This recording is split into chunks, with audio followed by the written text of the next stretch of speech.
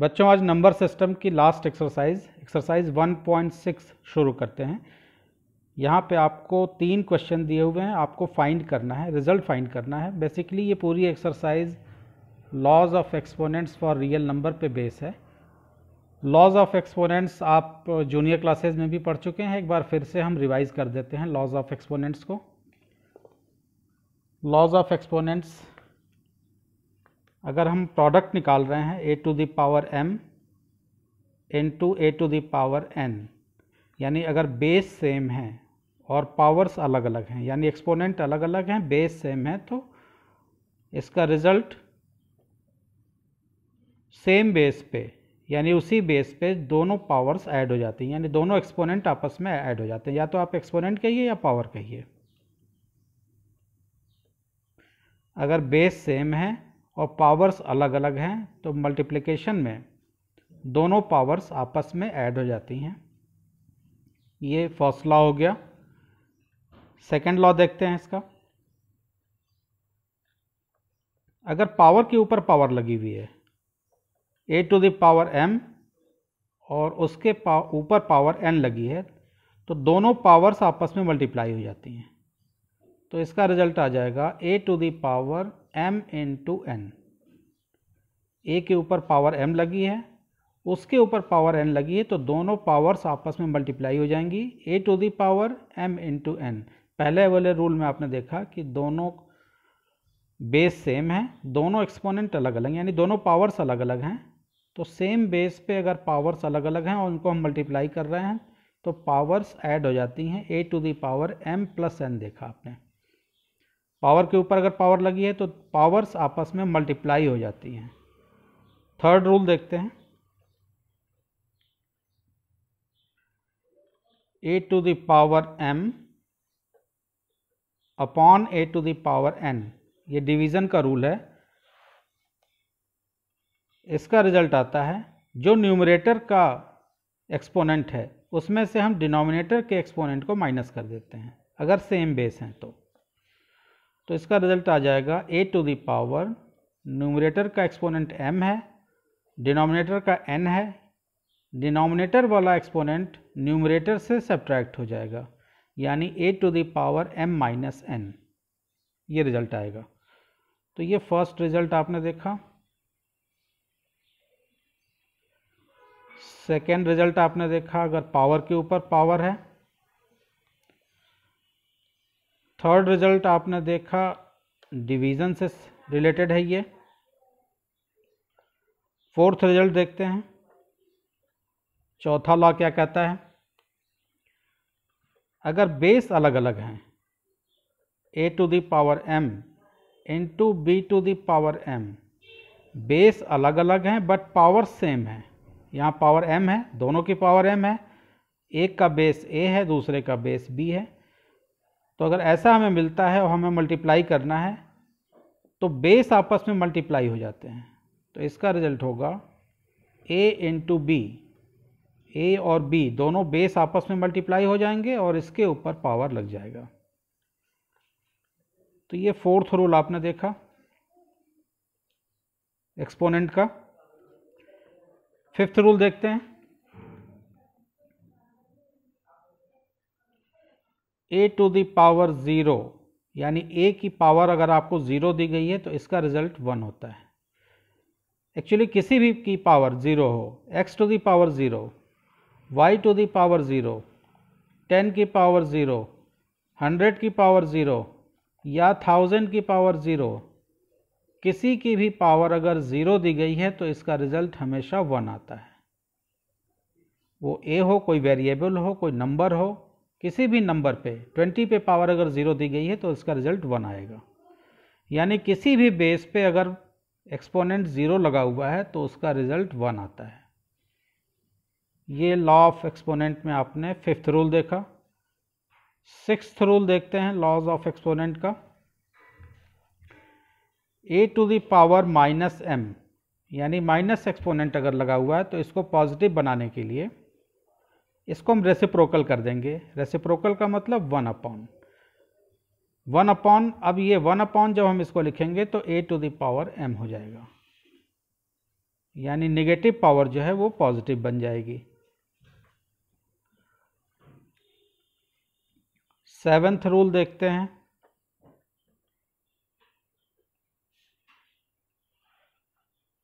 अगर a to the power m upon n दिया हुआ है तो इसको हम लिखेंगे a to the power n 1 upon n to the power m, ऐसे लिख सकते हैं। पावर के ऊपर पावर, पावर आपस में मल्टीप्लाई होंगे तो ये m अपॉन n आ जाएगा। इसको हम इस तरह से भी लिख सकते हैं, n को यहाँ भेज देंगे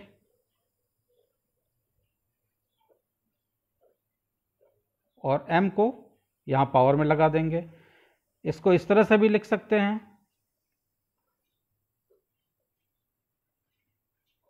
a to the power m। तो ये लॉज ऑफ एक्सपोनेंट्स हैं, इसी पे बेस आपकी एक्सरसाइज 1.6 है। अब एक्सरसाइज 1.6 हम शुरू करते हैं। पहला क्वेश्चन ले लेते हैं इसका। इसमें कुल 3 पार्ट दिए हुए हैं। पहले क्वेश्चन का आपको फाइंड करना है। पहले क्वेश्चन में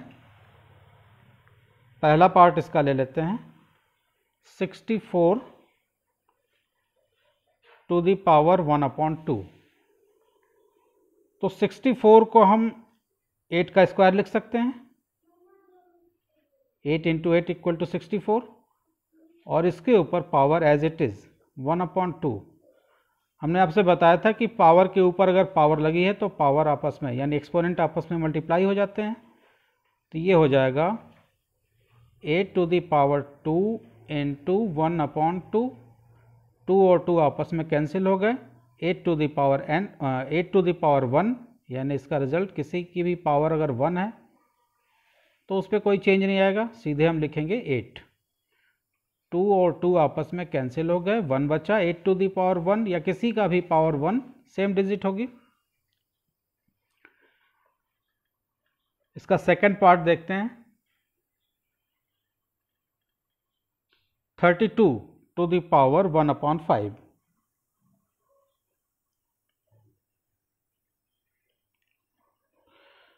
तो हमारा एम होगा कि हम 32 को इस तरह से लिखें कि उसके ऊपर पावर 5 आ जाए, जिससे कि हम पावर के ऊपर पावर जब मल्टीप्लाई करेंगे तो 5 से 5 कट जाएगा। तो 32 को हम लिख सकते हैं 2 टू द पावर 5, 2 को हम 5 time 2 into 2 into 2 into 2 5 time जब मल्टीप्लाई करेंगे तो 32 आएगा, और इस पे एक्सपोनेंट 1 अपॉन 5 है। फिर से वही बात है, पावर के ऊपर पावर लगी है तो ये हो जाएगा 2 to the power 5 into 1 upon 5। 5 और 5 आपस में कैंसिल हो गए, 2 टू द पावर 1, यानी रिजल्ट आपका आएगा 2। थर्ड पार्ट देखते हैं इसका, 125 टू द पावर 1 अपॉन 3। अब 125 को हमको इस तरह से लिखना है कि उसकी पावर 3 आ जाए, तो हम इजीली लिख सकते हैं 5 टू द पावर 3, यानी 5 को हम 3 टाइम अगर मल्टीप्लाई करें तो 125 आएगा, और उसके ऊपर पावर 1 अपॉन 3। पावर के ऊपर पावर मल्टीप्लाई हो जाएगा, यानी 5 to the power 3 into 1 upon 3।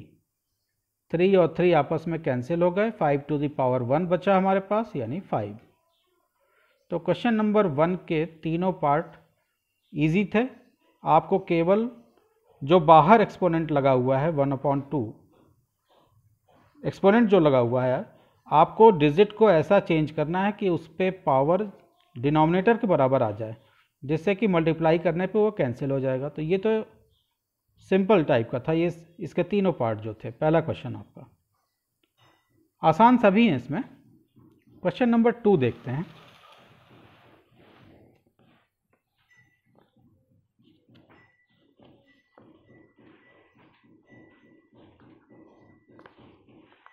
यहाँ भी 3 पार्ट हैं इसके, आपको फाइंड करना है। पहला पार्ट ले लेते हैं इसका, 9 टू द पावर 3 अपॉन 2।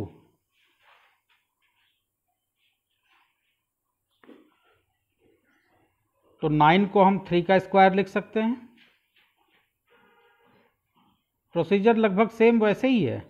9 को हम 3 स्क्वायर लिख दिए, इसके ऊपर पावर 3/2, पावर के ऊपर पावर लगा हुआ है, यानी 3 स्क्वायर और 2 से मल्टीप्लाई हो जाएगा 3/2। 2 और 2 आपस में कैंसिल हो गए। अब पिछले वाले यानी क्वेश्चन नंबर 1 में लास्ट में जो आपका आंसर आ रहा था सब पे पावर 1 आ रही थी। यहाँ पे थोड़ा सा डिफरेंट है, यहाँ पे 2 और 2 को कैंसिल करने पे 3 का क्यूब आया, यानी 3 to the power 3। 3 का 3 टाइम मल्टीप्लिकेशन, 3 3 जा 9, 3 जा 27, तो इसका रिजल्ट आ जाएगा 27। सेकेंड पार्ट देखते हैं इसका। 32 to the power 2/5। तो 32 को हम चेंज करेंगे, इस तरह से चेंज करेंगे कि पावर उसकी 5 मिले, जिससे कि हम 2/5 को जब मल्टीप्लाई करेंगे तो कुछ कैंसिल होगा।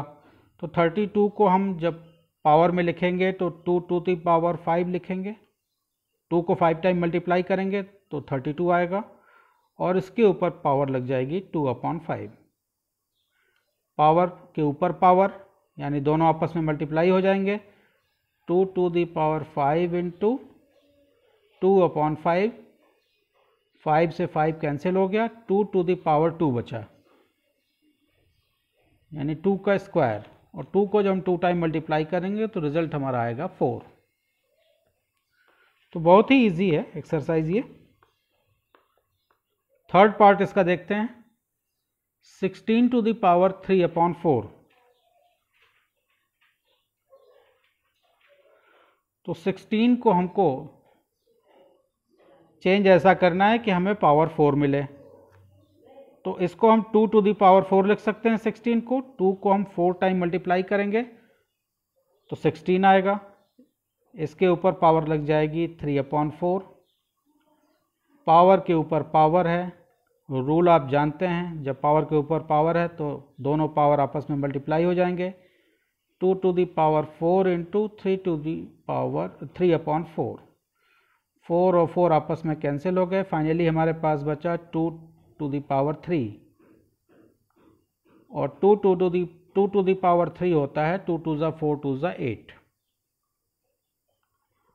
फोर्थ पार्ट इसका देखते हैं। फोर्थ पार्ट है 125, पावर इसकी नेगेटिव है 1/3।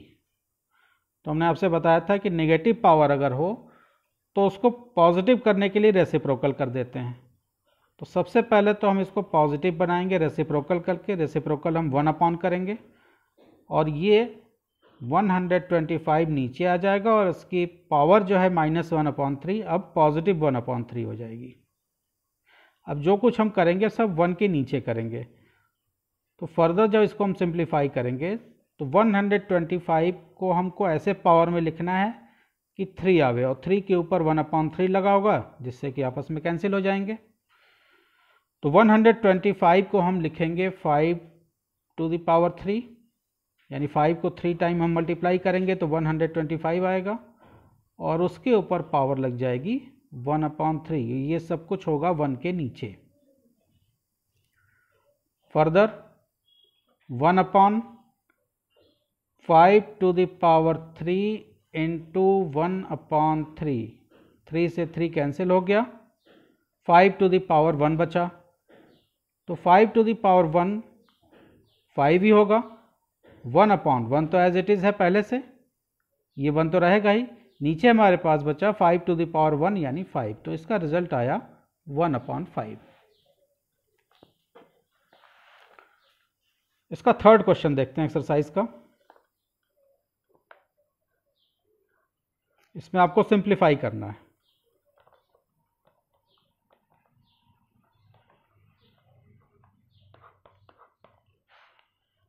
पहला पार्ट ले लेते हैं, 2 to the power 2/3।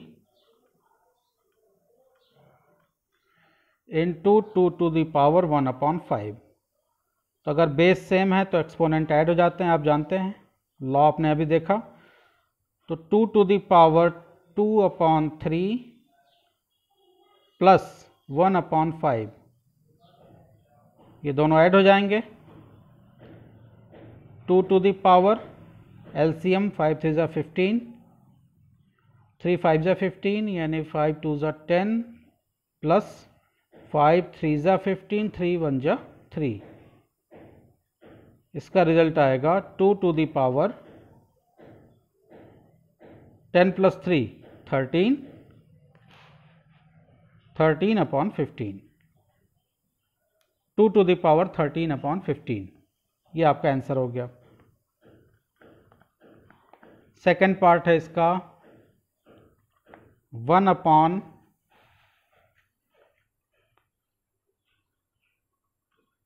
To the power 3, उस पर पावर 7 लगा हुआ है। तो ये 7 जो है दोनों को मिलेगा, न्यूमरेटर को भी मिलेगा और डिनोमिनेटर को भी मिलेगा। तो 1 पे पावर 7, 1 पे 7 हो या 17 हो या 70 हो, 1 1 ही रहेगा। और 3 टू द पावर 3, इस पे पावर 7। अगर इस तरह से फ्रैक्शन आपको दिया हुआ है और उस पर पावर दी गई है तो ये पावर जो है न्यूमरेटर को भी मिलेगी और डिनोमिनेटर को भी मिलेगी। न्यूमरेटर को भी दे दिया, डिनोमिनेटर को भी दे दिया। 1 की पावर 7 1 ही रहेगा। नीचे पावर के ऊपर पावर मल्टीप्लाई हो जाएंगी, यानी 3 टू द पावर 21। अगर इस पावर को हमें ऊपर ले जाना है तो ये निगेटिव होकर ऊपर जाएगा। जैसे कोई पॉजिटिव पावर निगेटिव पावर नीचे आके प्लस हो जाती है, तो प्लस की पावर को अगर हम ऊपर भेज रहे हैं तो वो निगेटिव हो जाएगी, यानी उल्टी हो जाएगी। तो 1/3 टू द पावर 21 है, तो इसको अगर हमें ऊपर ले जाना है तो हम पावर जो है वो निगेटिव कर देंगे, यानी 3 टू द पावर -21 लिखेंगे। अगर -21 यहाँ होता तो ऊपर जाता तो ये +21 हो जाता। यानी जो भी नीचे पावर है जब हम उसको ऊपर ले जाएंगे तो वो उसकी अपोजिट हो जाएगी, या ऊपर से नीचे लाएंगे तो उसकी जो वहाँ ऊपर में है उसकी अपोजिट नीचे आने में हो जाएगी, या नीचे से ऊपर ले जा रहे हैं तो हमेशा नीचे से ऊपर ले जा रहे हैं या ऊपर से नीचे ले जा रहे हैं, पावर जो है हमेशा अपोजिट हो जाएगी। थर्ड पार्ट देखते हैं इसका। थर्ड पार्ट है 11 to the power 1/2 divided by 11 to the power 1/4। तो अगर बेस सेम है और पावर अलग अलग हैं, यहाँ डिवीज़न का केस है ये, और डिवीज़न के केस में मैंने आपको बताया था कि न्यूमरेटर के पावर से डिनोमिनेटर की पावर को हम सब्ट्रैक्ट करते हैं। तो ये हो जाएगा, बेस तो यहाँ सेम है दोनों के, 11 दोनों के बेस हैं, तो 11 टू द पावर न्यूमरेटर का पावर 1/2 है और डिनोमिनेटर का पावर 1/4 है, तो 1/4 सब्ट्रैक्ट होगा 1/2 से। इसका रिजल्ट आएगा 11 टू द पावर 11 की पावर 1/2 से 1/4 हम सब्ट्रैक्ट करेंगे तो हमारे पास आएगा 1/4, 11 की पावर 1/4। और लास्ट क्वेश्चन देखते हैं इस एक्सरसाइज का, फोर्थ है